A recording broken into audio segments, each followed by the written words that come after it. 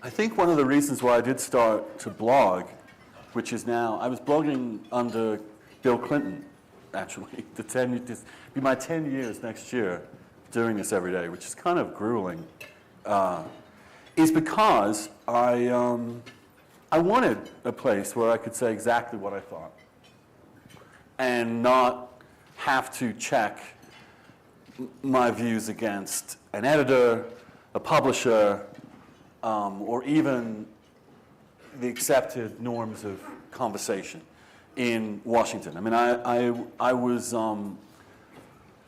edited the New Republic for 5 years and grew up and was trained really to be a journalist in mainstream media. And the New Republic, God bless it, is one of the most, and certainly under the auspices of Mike Kinsley, who's over there, was one of the least constrained and constrictive places on most subjects, and allowed you to do things that other people couldn't do in journalism. I remember one of the things that Mike said to me when I was writing some particularly crazy thing when I was like 23 or 4, write it now because you won't have the balls to write it in 10 years' time. Because the implication, because you would be slowly socialized into Washington's acceptable boundaries of discourse. And I don't think I ever really stopped writing what I thought in mainstream journalism, but blogging allowed me to say it immediately before even I had the wisdom to edit myself. And that has meant a few moments of completely spectacular pratfalls on my part. But I think it's also kind of opened up the whole process of blogging, which now, of course, 10 years ago it was about 3 or 4 of us, and now there's God knows how many people doing this. I think it has helped open up the general conversation. You can talk about stuff you couldn't talk about before. You can say things you couldn't say before. You can challenge orthodoxies that were harder to challenge before, partly because the barriers of entry to the conversation have so collapsed. So that, for me, was the first real excitement of it. It's a sort of moment where it is an interesting form because it is the moment where writing comes ever so close to speaking.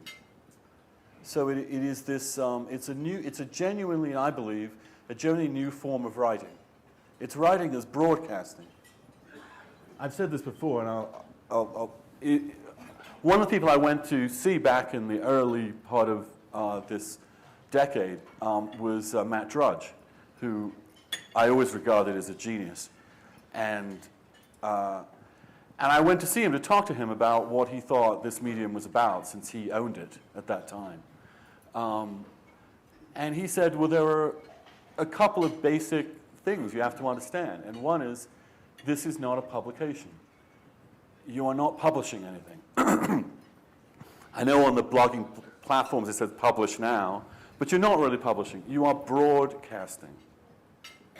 This is as close as it gets to live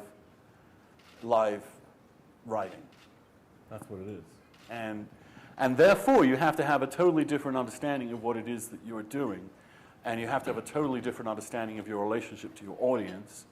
And you have to have a totally different understanding as to the provisionality and finality of what you're saying. All of which I found absolutely riveting and fascinating. And, you know, you're a journalist, this thing comes along, this kind of new media comes along once in a lifetime for most journalists. I don't think anything like this has happened since TV. And as a writer, especially, nothing like this has come along really since the printing press, I don't think. Or maybe mass publication of paperbacks. So why not go in? Why not jump in? I figured, what the hell?